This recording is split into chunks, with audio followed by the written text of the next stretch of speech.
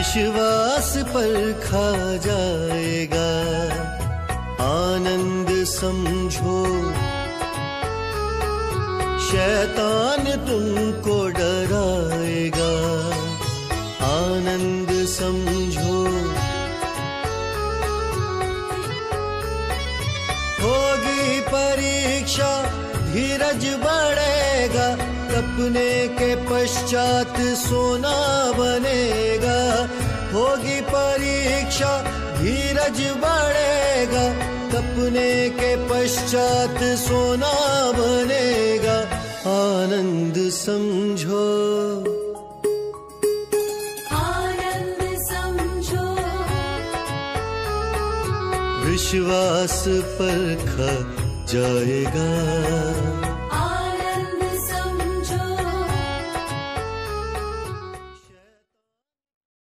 प्रभू येशू ख्रिस्ताच्या नावाने परत एकदा सर्व श्रोते मित्रांना प्रीतीचा सलाम। आज भक्तीचा वार रविवार आणि आपण वेगवेगळ्या ठिकाणी उपस्थित होऊन बसून परमेश्वराचे वचन आपण ऐकत आहोत। आपण घरच्या भक्तीत स्तुती आराधना करतो, गीत गाऊन प्रार्थना करतो आणि देवाचे वचन ऐकत असतो। आज परत एकदा गेल्या मार्च महिन्यापासून परमेश्वराचे वचन तुम्हापर्यंत पोहोचवण्याची देवाने कृपा दिली आणि जून महिन्याची सुरुवात झालेली आहे।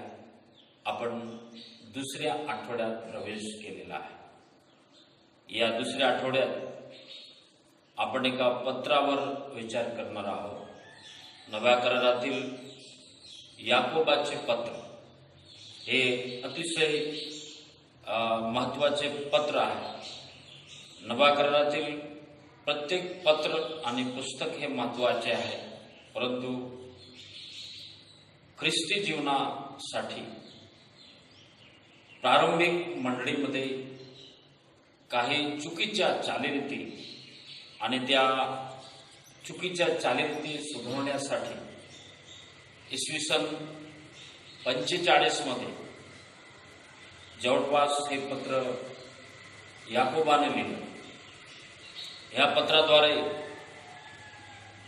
आपल्या प्रत्येकासाठी ख्रिस्ती जीवनात काही मोलाच्या सूचना, मोलाचे शिक्षण आहे, यासाठी की आपले ख्रिस्ती जीवन दृढ मजबूत व्हावे आणि विश्वासात आपण परिपक्व होऊन विकसित होण्यासाठी या पत्राचा फार मोठा उपयोग आपल्या सर्वांसाठी होणार आहे। या पत्राचे लेखक मी बोलून गेलो, प्रभू येशू ख्रिस्ताचा भाऊ। प्रभू येशू ख्रिस्ताच्या नंतर प्रभू येशू ख्रिस्ताचा जन्म आपल्या प्रत्येकाला माहिती, पवित्र आत्म्याद्वारे गर्भधारण होऊन प्रभू येशू ख्रिस्ताचा जन्म झाला। परंतु प्रभू येशू ख्रिस्ताच्या जन्मानंतर मरिया आणि योसेफ यांच्या संयोगाने जवळपास 4 मुलगे त्यांना परत जन्मास आले। त्यांचे 4 मुले प्रभू येशू ख्रिस्ताच्या नंतर होते। त्याच्यात याकूब, योसेफ, यहुदा आणि सिमोन आणि बहिणी असा शब्द प्रयोग केला। याचा अर्थ 2 किंवा 2पेक्षा अधिक बहिणी असू शकतात।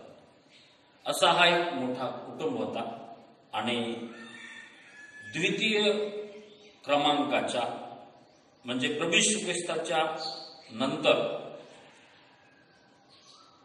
मरिया आणि योसेफ यांच्या संयोगाने याकोबाचा जन्म झाला आणि तोच याकोब ह्या पत्राचा लेखक मानला गेला आहे, जो येरुशलेम येथील धर्मसभेचा अध्यक्ष होता। जेव्हा आपण प्रेषितांची कृती 15 अध्याय 6 ते 21 वचनामध्ये वाचतो। हे पत्र लिहिण्याची तारीख मी अगोदरही सांगितली, जवळपास इसवी सन 45 ते 50च्या दरम्यान हे पत्र लिहिलं गेलं। ह्या पत्राचा विषय आहे व्यवहारिक ख्रिस्ती जीवन म्हणजे जे ख्रिस्ती जीवन बोललं जातं, ऐकलं जातं ते नाही, तर आचरणात आणलं जाणारं ख्रिस्ती जीवन म्हणजेच विश्वासाचे कर्म कार्य. उद्धार हा सत्कर्माने नव्हे तर प्रभू येशू ख्रिस्तावरील विश्वासाने प्राप्त होतो. परंतु उद्धार झाल्यानंतर उद्धार प्राप्त व्यक्तीने सत्कार्य करावे, त्याने क्रियाशील विश्वास आचरणात आणावा. यासाठी या मुख्य उद्देशाने हे पत्र लिहिलं गेलं. पुढे आपण पुष्कळशा गोष्टी या पत्राविषयी, लेखकाविषयी आणि या पत्रातील विविध विषयांवर आपण चर्चा करणार आहोत.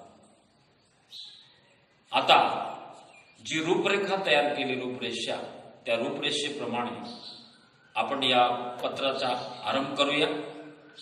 आपण सर्वांनी हे पत्र अभ्यास करताना पवित्र शास्त्र बायबल जवळ ठेवावे.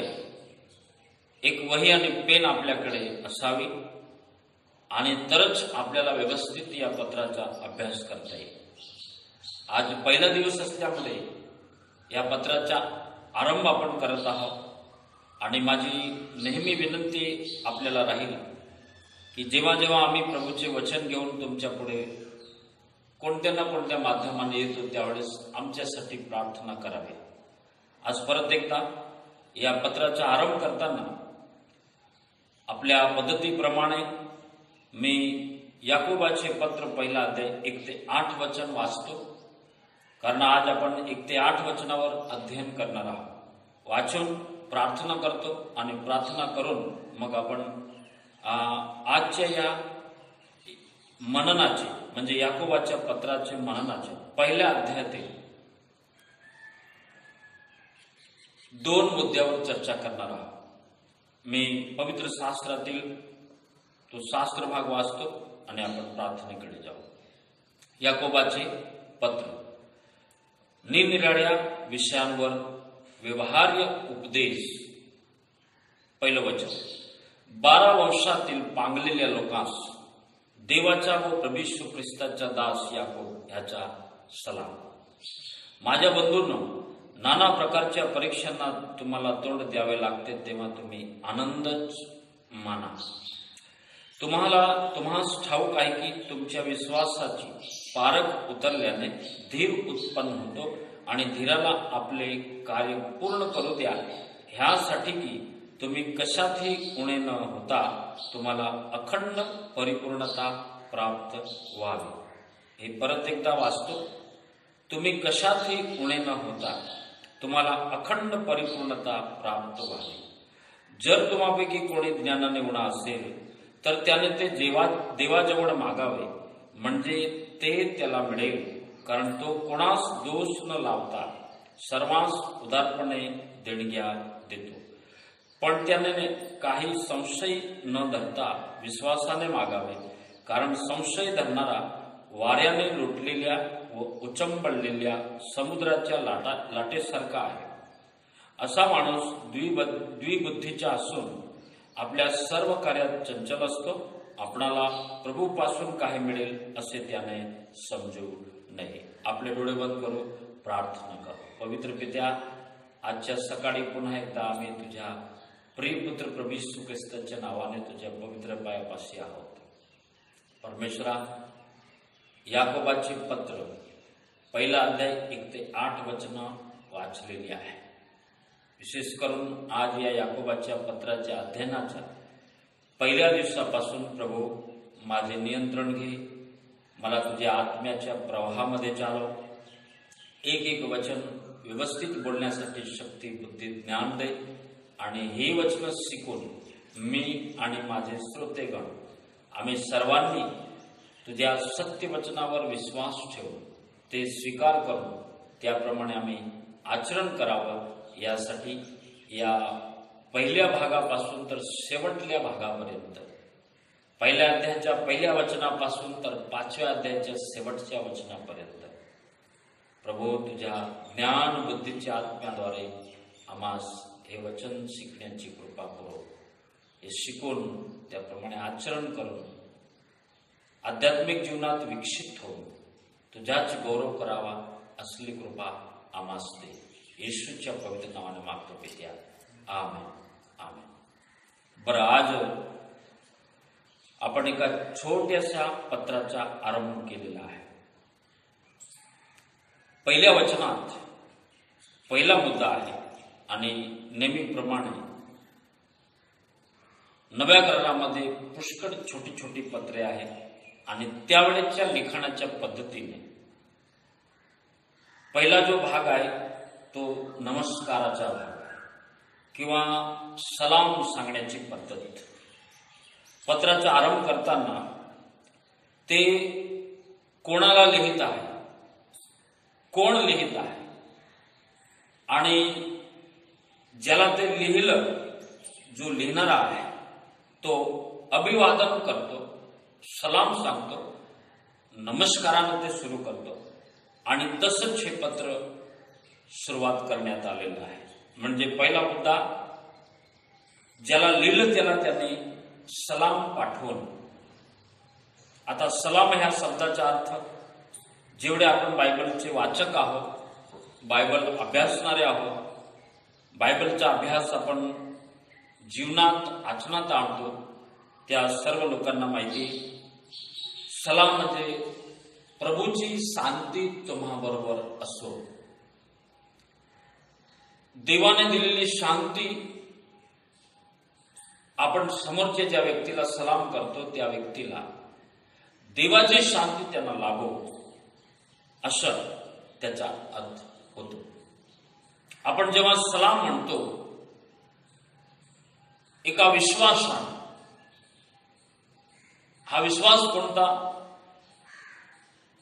प्रभू येशू ख्रिस्तावर विश्वास ठेवल्यापासून, तारण प्राप्त झाल्यापासून, तारणाचा अनुभव प्रतिदिवशी घेतल्यापासून दैवीय शांती जी आपल्यात वास करते, जे आपले वैयक्तिक जीवन स्थिरावते, कौटुंबिक जीवन स्थिरावते, मंडळीमध्ये एक अद्भुत शांतीचा अनुभव आपल्याला होतो.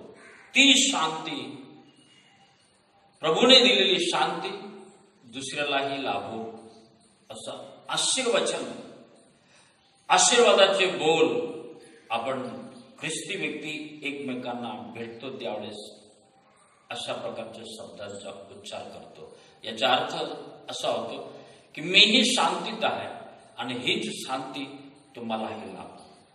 समोरचा व्यक्ती तोही म्हणतो की मीही शांतीत आहे, आमच्या कुटुंबही देवाच्या शांतीत आहे आणि ही शांती तुम्हालाही लाभो, असं आपण एकमेकांना या शब्दाने, दैवीय शांतीने भरलेल्या शब्दाने एकमेकांची विचारपूस करतो, एकमेकांना आपण भेटतो आणि ख्रिस्ती लोकांचं हे एकत्र मिळणं, या शांती, दैवीय शांतीने ते एकत्र मिळणं आशीर्वादित होतं.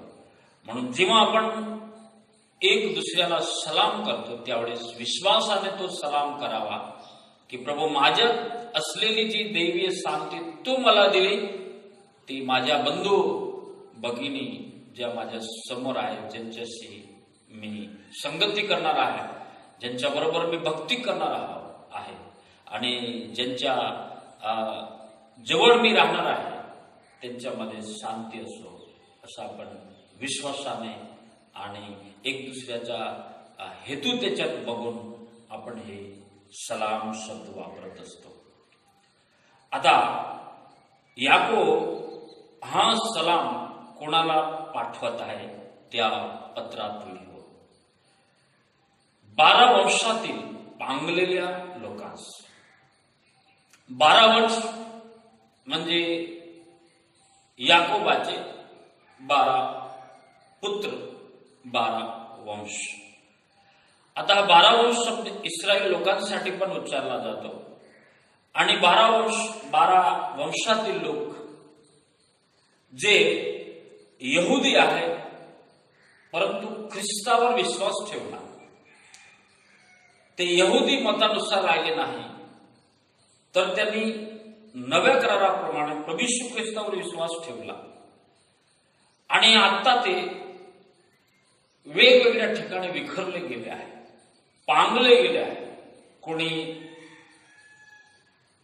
ख्रिस्ताला स्वीकारण्यामुळे झालेल्या छळामुळे विखरला गेला, तर कोणी प्रभू येशू ख्रिस्ताचा स्वीकार केल्यामुळे होणाऱ्या समस्या, नाना प्रकारच्या परीक्षा ह्यामुळे विखरले गेले. आणि अनेक देशात ते वस्ती करून राहिले, जिथे त्यांना थारा मिळाला. आता ख्रिस्तावरील विश्वासाने ज्या लोकांना निंदा सहन करावी लागली, संकट आली, नाना प्रकारच्या परीक्षांना तोंड द्यावे लागले, त्या नाना प्रकारच्या परीक्षांना तोंड देणाऱ्या लोकांना स्थिर करण्यासाठी या पत्रातील उपदेशाद्वारे जिथं ते आहेत तिथं त्यांनी अधिक प्रभूमध्ये बळकट व्हावं. त्यांचा जो विश्वास आहे तो विश्वास कार्यकारी राहावा, कृतिशील राहावा. आणि त्यांनी प्रभूच्या कार्यात आणि वचनात अधिकाधिक वाढावं. ह्यासाठी त्या लोकांना, 12 वर्षातील पांगलेल्या लोकांना हे पत्र लिहिलं गेलं.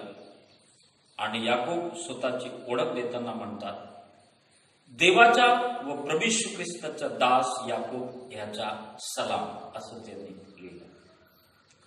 आता देवाचा व प्रभू येशू ख्रिस्ताचा दास याकोब, इथं याकोब स्वतःची ओळख अशी देतात की मी देव म्हणजे देव पित्याचा दास आहे आणि प्रभू येशू ख्रिस्ताचा देखील दास आहे. आता आपण अगोदर चर्चेत ह्याविषयी उल्लेख मी केलेलाच आहे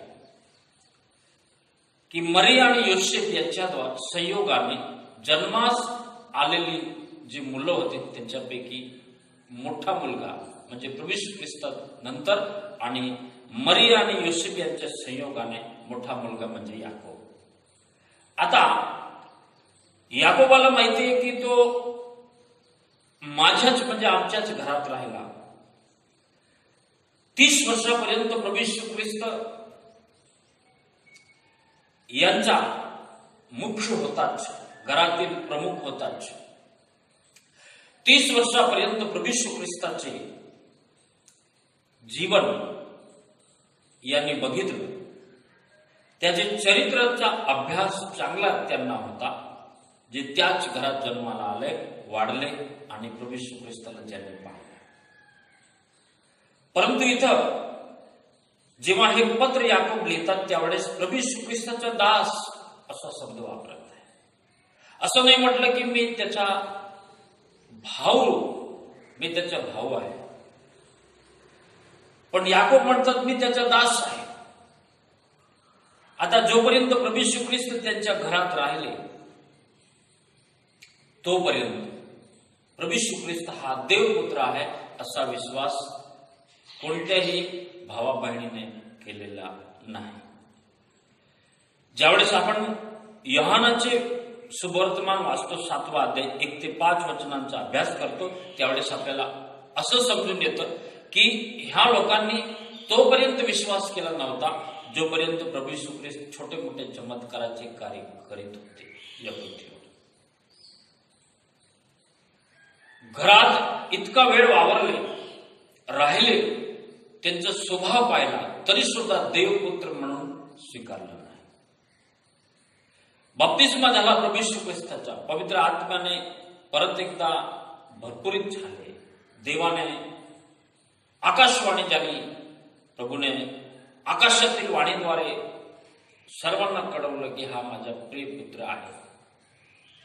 याच्यानंतर अनेक घटना घडल्या, चमत्कार झाले, तरी सुद्धा त्याच्या भावा बहिणींपैकी कोणीही विश्वास केला नाही. पुढे 3 वर्षाची सेवा केली, 3.5 वर्षाची लगभग, आणि अद्भुत कृत्य घडत गेली. परंतु देवपुत्र आहे असा विश्वास याकोबाने केलेला नाही.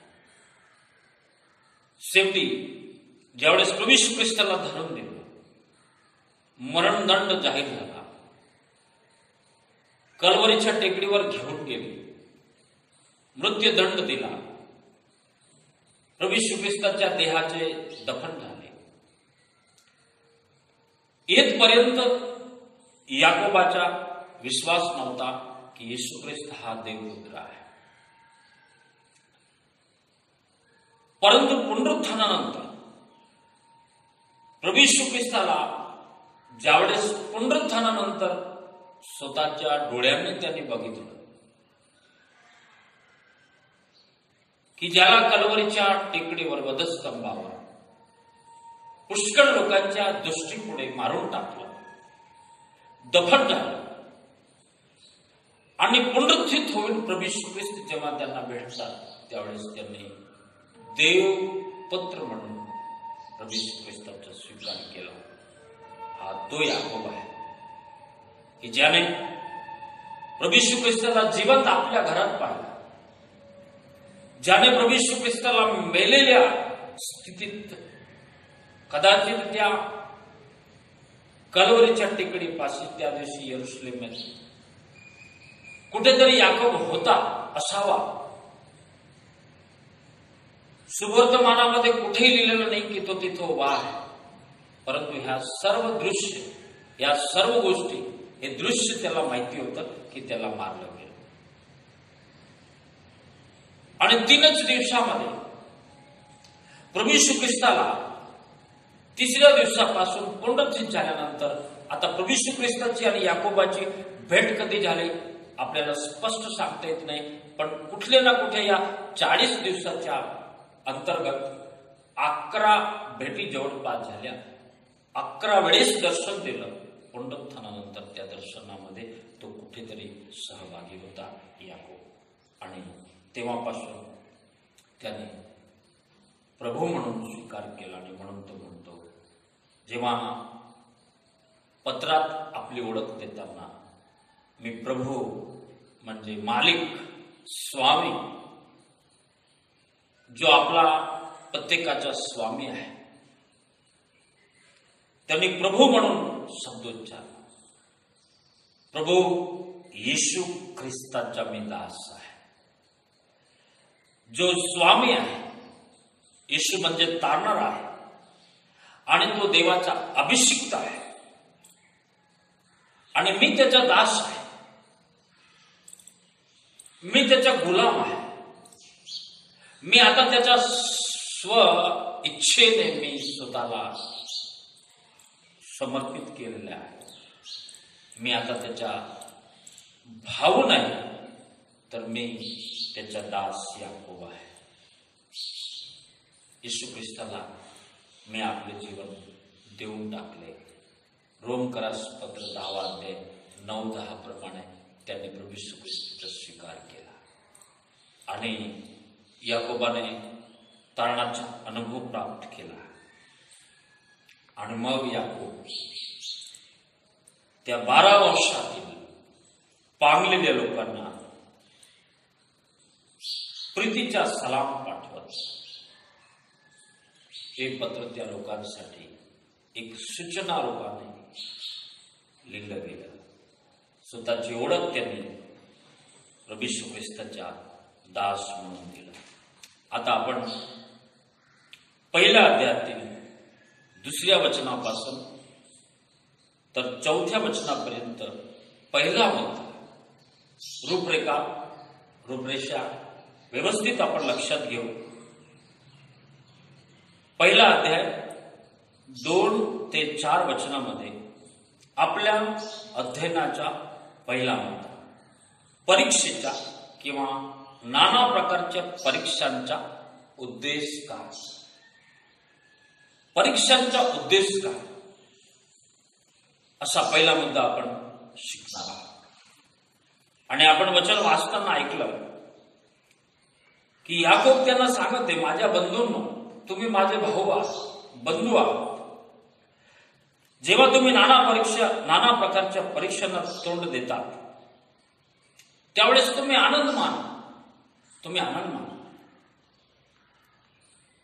आता ह्या परीक्षा तुमच्यावर का म्हणणार आहे? या परीक्षांचा उद्देश काय आहे?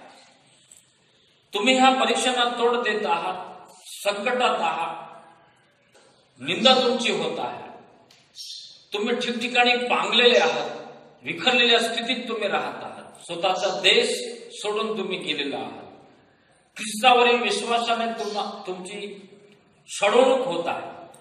आणि अशा या स्थितीत या परीक्षांना जेव्हा तुम्ही तोंड देत आहात त्यावेळेस तुम्ही आनंदच माना, तुम्ही आनंद माना. आणि मग या परीक्षांचा उद्देश समजवण्यासाठी दुसऱ्या वचनापासून तर चौथ्या वचनापर्यंत या परीक्षांचा उद्देश समजवण्यासाठी परीक्षांपासून सुरुवात केली. आता या परीक्षांचा उद्देश आहे अखंड परिपूर्णता प्राप्त व्हावी, यासाठी ख्रिस्ती जीवनात परीक्षा येतात. तुम्हाला आणि मला कशातही उणे न पडता ख्रिस्ती जीवनात परिपक्वता, परिपूर्णता विकसित व्हावी, यासाठी ख्रिस्ती जीवनात परीक्षा आहे. सलाम पाठवून लगेच ह्या पत्राचा उद्देश जो आहे, विषय आपण व्यवस्थित ऐकून घेतलेला आहे, परंतु ज्या परीक्षांना ते तोंड देत आहेत त्या परीक्षांचा उद्देश त्यांना समजून सांगत आहे.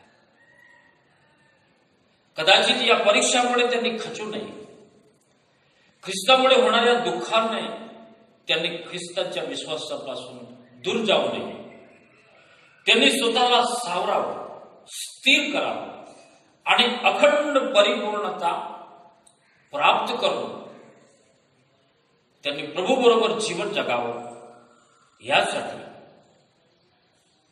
नाना प्रकारच्या परीक्षांचा उद्देश त्यांना समजून सांगत आहे.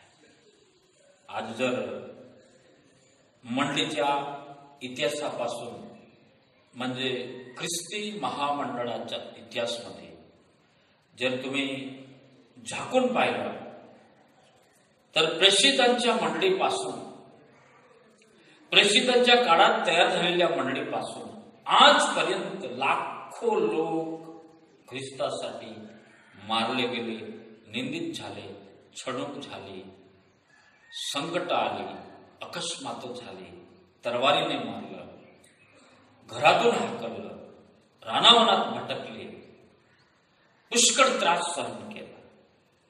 या नाना प्रकारच्या परीक्षा. कधी कधी आपण विचार करीत असतो की मी प्रभूकडे आलो सुख शांती प्राप्त करण्यासाठी. होय, ते खरंच आहे आणि येशू ख्रिस्तापासून ते प्राप्त होतच होतं. कोणत्याही प्रकारची शंका त्याच्यात नाही, तो देतो, सुख शांती देतो. परंतु कधी कधी या परीक्षेतून आपल्याला घेऊन जातो. या परीक्षा प्रसंगातून एका ख्रिस्ती माणसाला प्रभू घेऊन जातो, ह्यासाठी की ख्रिस्तामध्ये आपण बाळपणासारखं जीवन जगू नये, तर ख्रिस्तातील आणि ख्रिस्ती जीवन हे आपले प्रौढपणाचे जीवन असावं, विकसित झालेलं ख्रिस्ती जीवन असावं, मजबूत ख्रिस्ती जीवन असावं. यासाठी अशा परीक्षांना आपण तोंड देतो. ज्यावेळेस ह्या परीक्षातून आपण जातो त्यावेळेस अखंड परिपूर्णता एका ख्रिस्ती माणसाला प्राप्त होते. जर आपण परीक्षेच्या वेळी निराश झालो, परीक्षा होत असताना जर आपण स्वतःला निराश केलं आणि त्या परीक्षेत संघर्ष करण्याऐवजी, त्या परीक्षेला तोंड देण्याऐवजी जर आपण देवाच्या वचनावर शक शंका केली तर आपण निर्बळ होऊ, विश्वासात आपण घसरून जाऊ आणि मजबूत ख्रिस्ती जीवन आपलं कधी होणार नाही. आणि म्हणून आपल्याला एक सूचना दिली पहिल्या वचनात, दुसऱ्या वचनात, दुसऱ्या मुद्द्याच्या पहिल्या वचनात म्हणजे दुसऱ्या वचनात एक सूचना दिली. माझ्या बंधूंना नाना प्रकारच्या परीक्षांना तुम्हाला तोंड द्यावे लागते, तेव्हा तुम्ही आनंदच माना, निराश होऊ नका. तर आपल्याला सूचना दिली की तुम्ही अशा परीक्षांना तोंड देतात त्यावेळेस आनंद माना. का म्हणून आनंद मानावं? त्याला एक कारण आहे. प्रभू येशू ख्रिस्ताने मत्ते पुस्तकामध्ये स्वतः प्रभू येशू ख्रिस्त ज्यावेळेस हे पर्वतीय उपदेश देत असताना प्रभू येशू ख्रिस्ताने देखील ह्या गोष्टीचा उल्लेख किंवा शिक्षण आपल्याला दिलेलं आहे. मत्ते सुवर्तमान 5 अध्याय 11-12 वचन मी तुमच्या समोर वाचत आहे. माझ्यामुळे, ख्रिस्तामुळे जेव्हा लोक तुमची निंदा व छळ करतील आणि तुमच्या विरुद्ध सर्व प्रकारचे वाईट लबाडीने बोलतील, तेव्हा तुम्ही धन्य. अशा वेळेस तुम्ही काय कराल? जेव्हा लोक तुमची निंदा करतील, छळ करतील आणि सर्व प्रकारचे सर्व प्रकारचे वाईट लबाडीने बोलतील, त्यावेळेस तुम्ही काय करणार? त्यावेळेस आपण काय करणार? आपण आनंद करणार. प्रभू, तुझ्यासाठी माझी निंदा झाली, मी आनंदित आहे. प्रभू, तुझ्यासाठी माझा छळ झाला, मी आनंदित आहे. प्रभू, मी तुला स्वीकारलं आणि तुझ्यामध्ये जीवन जगतो, त्यामुळे सर्व प्रकारच्या वाईट लोक वाईट लबाडीने माझ्यावर वाईटपणा करत आहे, लोक लबाडी बोलत आहे, माझ्या विरुद्ध वाईट करत आहे. मी आनंदित आहे. कारण का? ही निंदा, हे छळ, हे सर्व प्रकारचं वाईट लबाडीने बोलणं, याच्यात माझं नुकसान नाही, याच्यात एका ख्रिस्ती व्यक्तीचं नुकसान नाही, प्रभू बरोबर चालणाऱ्या एका व्यक्तीचं नुकसान नाही. तर हे सहन केल्याने, पुढे याकोब समजत आहे, हे सहन केल्याने तुमच्यामध्ये एक धीर उत्पन्न होतो आणि धीराला आपले कार्य पूर्ण करू द्या, यासाठी की तुम्हाला अखंड परिपूर्णता प्राप्त व्हावी. आणि म्हणून अशा परीक्षेच्या वेळेस तुम्ही आनंद माना. प्रभू, ही निंदा माझ्यासाठी भल्यासाठी आहे, मला याचे प्रतिफळ मिळणार आहे. प्रभू येशू ख्रिस्ताने समजून येतं, तेव्हा तुम्ही आनंद करा, उल्हास करा, कारण स्वर्गात तुमचे प्रतिफळ मोठे आहे. एक मोठं प्रतिफळ आपल्यासाठी आहे. आणि म्हणून अशा निंदा, छळ आणि लोक लबाडीने जेव्हा वाईट वाईट शब्द बोलतील, त्यावेळेस तुम्ही आनंद माना की हे माझ्यासाठी भल्यासाठी आहे.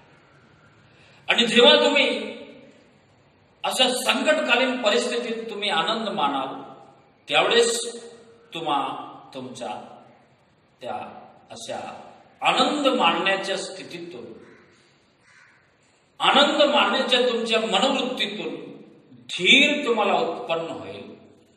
कारण काय? एक दिवस आपल्याला याचे प्रतिफल मोठे मिळणार आहे, असा धीर तुम्हाला उत्पन्न होईल. आणि ह्या धीराला आणखी विकसित होऊ द्या, धीराला आपले कार्य आणखी करू द्या, धीराला विकसित होऊ द्या. आणि धीर जर तुमचा विकसित झाला तर तुम्हाला अखंड परिपूर्णता प्राप्त होईल. म्हणजे तुम्ही कशातही उणे पडणार नाही, तुम्ही परिपक्व व्हाल, ख्रिस्तात तुमचे जीवन मजबूत होईल, प्रभूमध्ये तुम्ही वाढाल आणि तुमच्या मागून येणाऱ्या पिढीसाठी तुम्ही आदर्श व्हाल. आणि म्हणून तुमच्यामध्ये परिपक्वता, अखंड परिपूर्णता, कशातही उणे न पडणारी असं ख्रिस्ती जीवनाचा आदर्श देणारे असे गुण, सद्गुण तुमच्यात विकसित होऊ द्या. आणि यासाठी ख्रिस्ती जीवनात परीक्षा आहे.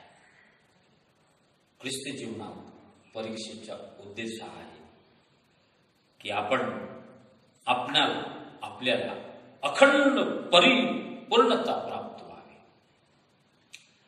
आणि हे फक्त आपल्यासाठीच नाही, तर प्रभू येशू ख्रिस्त मत्ते ग्रंथामध्ये पर्वतीय उपदेशामध्ये समजवताना सांगते की तुमच्यापूर्वी संदेश लोकांनाही तसं झालेलं आहे. हे तुम्हालाच झालेलं नाही, आणि आपण जर संदेश त्यांच्या नंतर विचार केला नव्या कर्जात, तर शिष्य लोकांनाही तसंच झालं, त्यांच्या शिष्यांनाही तसंच झालं. आणि आज जो नव शिष्य आहे, आज 21व्या शतकाचा जो नवीन शिष्य प्रभू येशू ख्रिस्ताचा आहे, त्या प्रत्येकाला परीक्षेतून जावं लागेल. जर तुम्ही आणि मी परीक्षेतून आपण गेलो नाही, असं संकट आणि निंदा होत असता जर निराश होऊन आपण त्या संकटातून निघण्याचा प्रयत्न केला तर निराशा प्राप्त होईल. परंतु तोंड दिलं, धैर्याने तोंड दिलं तर अखंड परिपूर्णता प्राप्त होईल. आणि म्हणून ज्यावेळेस अशा परीक्षेतून आपण पार होतो, जातो, त्यावेळेस सूचना आपल्याला मिळाली आहे, आनंद मानायचा आहे. प्रभू, मला तुझ्यासाठी हे सौभाग्य प्राप्त झाले की ख्रिस्ताच्या नावाने माझी निंदा झाली, माझा छळ झाला आणि वाईट वाईट लोक बोलतात लवाडीने. मी आनंद मानतो, मी तुझी स्तुतीच करणार, मी स्वतःला सौभाग्यशाली समजून मी तुझ्या सेवेत अधिक दृढावे, अशी मनोवृत्ती ज्यावेळेस आपली तयार होते त्यावेळेस ते अखंड परिपक्वतेचे ते चिन्ह आहे. आणि याकोब आता 12 वर्षाच्या त्या विखुरलेल्या बाहेर देशामध्ये जिथं कुठं त्यांना स्थान जागा मिळाली, जिथं त्यांना राहण्यासाठी लोकांनी त्यांना स्वीकार केला, तिथंच ते राहिले आणि त्यांना अखंड परिपूर्णता प्राप्त व्हावी यासाठी या पत्रात याकोब परीक्षेचा उद्देश सांगत आहे. पहिला अध्याय 2 ते 4 वचन. आता मी दुसऱ्या मुद्द्याकडे जात आहे. 5 ते 8 वचनात, 5 ते 8 वचनामध्ये आपल्या अध्ययनाचा तिसरा मुद्दा आहे. आपल्या अध्ययनाचा तिसरा मुद्दा आहे. आणि परीक्षा हा जो एक मुख्य मुद्दा आहे, त्या मुद्द्यातला दुसरा भाग आहे विश्वासाची परीक्षा. पहिला मुद्दा आपण बघितला, परीक्षेचा उद्देश काय, परीक्षांचा उद्देश काय, बहुवचन शब्द घेतला तर चांगला. दुसरा मुद्दा आपण अभ्यासणार आहोत, विश्वासाची परीक्षा. विश्वासाची परीक्षा. आता परीक्षांचा उद्देश लक्षात आल्यानंतर परीक्षा कशा कशाची होणार आहे, कोणत्या कोणत्या गोष्टीची परीक्षा होणार आहे. आणि मग पहिली परीक्षा इथं आपल्याला द्यावी लागेल, जावं लागेल त्या परीक्षेतून, तो ती आहे विश्वासाची परीक्षा. आपल्या विश्वासाची परीक्षा. जेव्हा प्रभूवरील आपल्या विश्वासामुळे आपली परीक्षा होत असेल आणि आपण मानवी बुद्धीने त्या परीक्षेतून पार निघण्यासाठी जर आपण विचार केला तर आपण असफल ठरू, निराश होऊ आणि कुठंतरी आपण ख्रिस्ती जीवनात पुढे वाढण्याऐवजी आपण मागे सरकू घेऊ. ही आपली विश्वासाची परीक्षा आहे ख्रिस्ती जीवनात. आणि त्यावेळेस याकोब त्या लोकांना समजवत आहे. 5 ते 8 वचनामध्ये आपण शास्त्र भाग वाचलेला आहे, मी समजवण्याचा प्रयत्न करतो की त्या लोकांना तुम्ही हे समजून घ्या, नीट समजा की ही तुमच्या विश्वासाची परीक्षा होत आहे. आणि तुमच्या विश्वासाची ज्यावेळेस परीक्षा होते आणि जर हा विश्वासाची परीक्षा होत असताना तुम्हाला जर या परीक्षेविषयी अज्ञानता आहे, तुम्हाला जर ज्ञान नाही, तुम्हाला जर याच्याविषयी माहिती नाही, तर तुम्ही प्रभूजवळ मागावे. म्हणजे तुमच्या विश्वासाची परीक्षा होत आहे हे तुम्हाला समजत नाही आणि म्हणून तुम्ही या परीक्षेत स्थिर राहण्यासाठी आणि या परीक्षेत तुम्ही कोणत्या प्रकार ज्ञानाची मागणी करेल की प्रभू मला ह्या परीक्षेत टिकण्यासाठी मला ज्ञान दे. त्या मनुष्याला परमेश्वर दोष न लावता उदारपणे देणग्या देणारा परमेश्वर आहे. आणि म्हणून आपल्या विश्वासाने प्रभूजवळ जो कोणाला दोष न लावता उदारपणे देणग्या देतो त्या परमेश्वराजवळ आपण मागणी करावी. यासाठी की त्याने आपल्याला उदारपणे द्यावं. आणि ज्यावेळेस आपण प्रभूजवळ ज्ञानाची मागणी करणार त्यावेळेस वचनात म्हटले कशा प्रकारे मागावं याच्यावर आपण या दुसऱ्या मुद्द्यावर मध्ये विचार करणार आहोत. वचनात म्हटले त्याने काही संशय न धरता विश्वासाने मागावे. आता विश्वासाच्या परीक्षेमध्ये या दुसऱ्या मुद्द्यात आपण संशय न धरता परमेश्वराकडे मागणे. आता परमेश्वराकडे संशय न धरता मागणे याचा व्यवस्थित अर्थ समजून घेण्यासाठी आपल्याला इब्रिकरस पत्रात 11 अध्यायात जावं लागेल. आणि 11 अध्यायाचे 6 वचन मी तुमच्या पुढे वाचत आहे. त्या वचनातून आपण विश्वासाने मागण्याविषयी बघण्याचा प्रयत्न करू. आणि विश्वास वाचून त्याला संतोषविणे अशक्य आहे, कारण देवाजवळ जाणाऱ्याने असा विश्वास ठेवला पाहिजे की तो आहे आणि त्याच्या झटून शोध करणाऱ्यांना तो प्रतिफळ देणार आहे. ज्यावेळेस आपण परीक्षेत टिकण्यासाठी ज्ञानाची मागणी परमेश्वराकडे मागणार, आपला विश्वास अस्थिर होऊ नये म्हणून आपण परमेश्वराकडे मागणार, त्यावेळेस आपला असा विश्वास असला पाहिजे की आपण जेव्हा परमेश्वराकडे विश्वासाने मागतो तो आहे, जिवंत आहे, ज्याच्यावर आपण विश्वास ठेवलाय तो आहे आणि झटून शोध करणाऱ्याला तो निश्चितच प्रतिफळ देणार आहे, असा विश्वास धरून आपण परमेश्वरापुढे मागितलं पाहिजे. आता संशय ही एक अशी परिस्थिती आहे, विश्वास आणि अविश्वास यांच्या मधला भाग आहे संशय वृत्ती, द्विधा मनस्थिती, की धड ना विश्वास होऊ शकत ना अविश्वास होऊ शकत आणि तो मनुष्य संशयात असतो. आणि मग याकोब या दुसऱ्या मुद्द्यात आपल्याला समजवत आहे की असा मनुष्य वाऱ्याने लोटलेल्या व उचंबडलेल्या समुद्राच्या लाटेसारखा आहे. आता समुद्राच्या लाटासारखा जो संशय धरतो तो मनुष्य द्विबुद्धीचा आहे आणि तो वाऱ्याने लोटलेल्या व उचंबडलेल्या समुद्राच्या लाटासारखा आहे. आता एक चिन्ह, एक उदाहरण दिलेलं आहे की जेव्हा वारा खूप वेगाने वाहतो त्यावेळेस समुद्राच्या किनाऱ्यावर आपण बघतो मोठी एक लाट येते, लांबपर्यंत पाणी वाहून येते, परत ती लाट परत येते आणि अशाच प्रकारे येते, ज्याने ती स्थिर राहत नाही. तसा संशय धरणाऱ्या मनुष्याचा विश्वास आहे, स्थिर विश्वास नाही. आणि म्हणून ज्यावेळेस आपण प्रभूकडे मागतो त्यावेळेस संशय न धरता आपण त्याच्याकडे मागावे. आता यासाठी एक उदाहरण आपण समजून घेऊ आणि मग आजचा जो अध्ययनाचा भाग आहे त्याच्या आपण समापनाकडे जाणार आहोत. रोमकरास पत्र आणि 4था अध्याय आणि त्या 4थ्या अध्यायातून एक उदाहरणाच्या रूपाने अब्राहमाच्या विश्वासाविषयी आपण बघणार आहोत की संशय न धरता देवाकडे मागणे किंवा परीक्षेच्या वेळेस विश्वासाची परीक्षा होत असताना आपण त्या परीक्षेत कशा प्रकारे आपला विश्वास स्थिर ठेवावा यासाठी एक उत्तम उदाहरण आहे रोमकरास पत्रात 4था अध्याय आणि मी 19 आणि 20 वचन आपल्या पुढे वाचत आहे.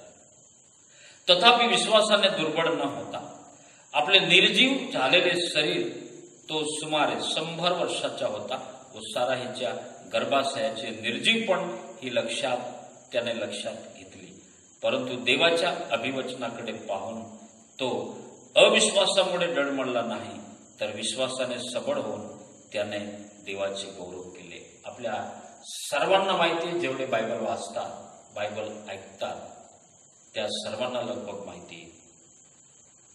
अब्राम 100 वर्षाचे होते, सारा त्याची प्रिय पत्नी जवळपास 90 वर्षाची होती आणि अशा स्थितीत असं म्हटलंय साराच्या गर्भाशयाचे निर्जीवपण हे त्याला माहिती होतं. अब्रामाचे 100 वर्ष पूर्ण होऊन त्याचे म्हातारपण त्याला माहिती होतं. परंतु ही शरीराची निर्जीव स्थिती पाहूनही, ही माहिती असूनही अब्रामाने अभिवचन देणाऱ्या देवावर विश्वास ठेवला. तो समोरच्या परिस्थितीने त्याचा विश्वास डळमळला नाही. त्याने अभिवचन देणाऱ्या देवाकडे संशय धरला नाही, परंतु देवाच्या अभिवचनावर विश्वास ठेवला आणि तो अविश्वासामुळे डळमळला नाही, तर विश्वासाने तो सबळ झाला. विश्वासाने तो सबळ झाला आणि वचनात असं म्हटले, त्याने देवाचे गौरव केले. म्हणजे अब्राम आपल्या निर्जीव शरीराच्या गर्भाशयाच्या निर्जीवपण सारेचं आणि म्हातारपणाचं वय याच्याकडे लक्ष दिलं नाही. त्याने अभिवचन देणाऱ्या देवाकडे लक्ष दिलं आणि परमेश्वरावर त्याने संशय केला नाही. देव जो बोलला आहे, देवाने जे अभिवचन दिले आहे ते अब्रामाच्या जीवनात पूर्ण होणारच असा त्याचा विश्वास होता. आज या मुद्द्यावरून आपण हे शिकत आहोत. कधी कधी आपल्या विश्वासाची परीक्षा होते, परिस्थिती निर्जीव होते, परिस्थितीतून काय निघेल असं दिसत नाही. असं वातावरण असतं की त्याच्यातून काय अशक्य वाटतं की ह्या वातावरणातून, ह्या कुटुंबातून, ह्या परिस्थितीतून, ह्या मंडळीतून, ह्या व्यक्तीतून काहीच होऊ शकणार नाही, अशक्य वाटतं. एकीकडे बघितलं तर अब्रामाची परिस्थिती 100 वर्षाची, साराचे गर्भाशय निर्जीव झालेले आणि अशाही परिस्थितीत तो माणूस देवाच्या अभिवचनाकडे चिंतन करीत राहिला, मनन करीत राहिला, धीर धरून राहिला, विश्वास करीत राहिला आणि नक्कीच परमेश्वराने त्याच्या विश्वासाप्रमाणे प्रतिफळ दिलं. हा आहे संशय न धरता देवाच्या अभिवचनाकडे स्थिर राहिलेला विश्वास. आज आपल्याला जेव्हा आपल्या विश्वासाची परीक्षा होईल त्यावेळेस असंच एक निर्जीवपण आपल्या समोर उभं राहील, अशीच एक अंधकारमय परिस्थिती उभी राहील, अशक्य वाटणारे वातावरण उभं होईल आणि सर्व प्रकारे आपल्याला सहाय्य मिळण्याचं कुठलंही चिन्ह दिसणार नाही. अशा परिस्थितीत आपल्या विश्वासाची परीक्षा होत असताना आपण देवाच्या अभिवचनाकडे लक्ष द्यावा, परमेश्वराच्या वचनाकडे मनन करा, वचनाकडे लक्ष द्या आणि मग ह्या अतिशय अशी परिस्थिती की ज्याच्यातून असंभव आहे अशा परिस्थितीकडे न बघता जिवंत परमेश्वराकडे बघावं, ज्याने अभिवचन दिलं, ज्याने आपल्याला वायदा केलेला आहे आणि त्या परमेश्वराच्या वायदावर, त्याच्या वचनावर, अभिवचनाकडे आपण लक्ष देऊ. त्यावेळेस आपण विश्वासाच्या परीक्षेत स्थिर राहू शकतो, तरच स्थिर राहू शकतो. आणि जर आपण स्थिर राहिलो आणि परमेश्वराच्या अभिवचनाचे मनन चिंतन केलं तर आपल्याला कोणताही संशय वाटणार नाही आणि आपण संशय न धरता देवाकडे मागणार. आणि ज्यावेळेस संशय न धरता परमेश्वराकडे आपण मागणे करू त्यावेळेस वचनात इब्रिकराचं पत्र 11:6 मध्ये वाचन केलं की विश्वासा वाचून देवाला संतोषविणे हे अशक्य आहे, परंतु विश्वास ठेवून देवाला आपण संतोषवू शकतो. आणि म्हणून आज ज्या वेळेस आपल्या जीवनात अशी परिस्थिती निर्माण होईल, एकच गोष्ट आहे, त्या परिस्थितीकडे लक्ष न देता, वातावरणाकडे लक्ष न देता देवाच्या अभिवचनाकडे आपण लक्ष देऊ. आणि आपल्या विश्वासाची परीक्षा होत असता अब्राम स्थिर राहिला आणि त्याने आपलं मागणं किंवा आपली इच्छा परमेश्वराकडून त्याची पूर्ण झाली. आणि आपल्याला सर्वांना माहिती आहे की निर्जीवपणातही आपला परमेश्वर एक अद्भुत चमत्कार करतो. अशक्य स्थितीतही आपला परमेश्वर शक्य करण्यास सामर्थ्य आहे. आणि असा विश्वास आपण ठेवू.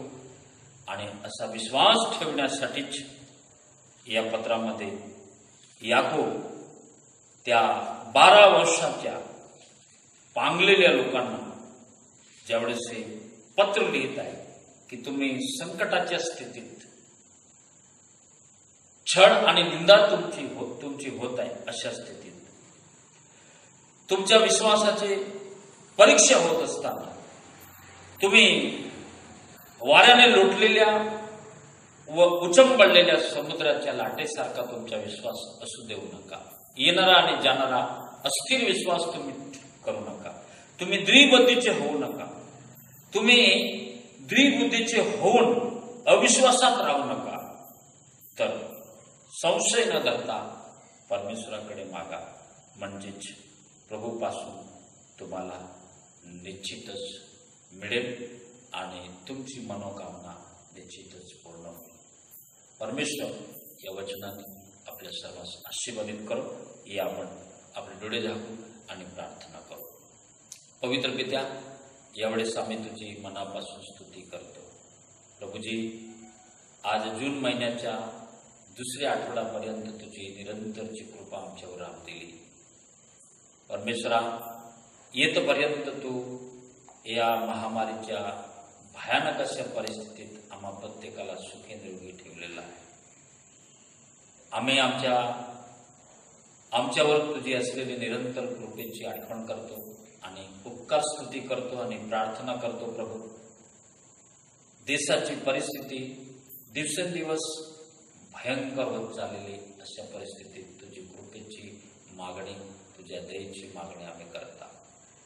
प्रभू, जोपर्यंत तू कृपा करत नाही तोपर्यंत मनुष्याला पूर्ण आरोग्य मिळणार नाही. म्हणून तुझी दयेची भीक आम्ही मागतो. तू दया करावी आणि आम्हा मनुष्याला या भयंकर महामारीतून सोडवा. आज प्रभू, याकोबाच्या पत्राच्या अध्ययनाचा हा पहिला दिवस 1 ते 8 वचनावर बोलण्यासाठी मला सामर्थ्य दिले, कृपा पुरवलेली आहे. ऐकणाऱ्या प्रत्येकाच्या अंतःकरणापर्यंत हे वचन जाईल आणि संशय न धरता आम्ही तुझ्याकडे मागावं. आणि प्रभू, जेव्हा तू आमच्या सोबत आहे, कधी त्याग करत नाही, कधी सोडत नाही, असा तो जिवंत परमेश्वर, सदाजीवी देव, आमच्या सानिध्य राहणारा इम्मानुएल परमेश्वर, आजही तू आमच्या बरोबर आहे. जिथे कुठे बसून तुझे लोक वचन ऐकत आहे तिथे तू आहे, मज बरोबर आहे. आणि संशय न धरणाऱ्या मनुष्याबरोबर, संशय न धरणाऱ्या मनुष्याच्या विश्वासाच्या परिणामाने प्रभू तू उत्तर देणारा देव आहे. आज आम्ही तुझ्या पवित्र पायापाशी येतो आणि प्रार्थना करतो की या जगातील जीवनामध्ये आम्हाला तुझ्याकडून मार्ग मोकळे होईल, तुझ्याकडून आशीर्वाद व्हा, तुझ्याकडून परमेश्वर पिता आम्हाला प्रत्येक बाबतीत संपन्नता हवी.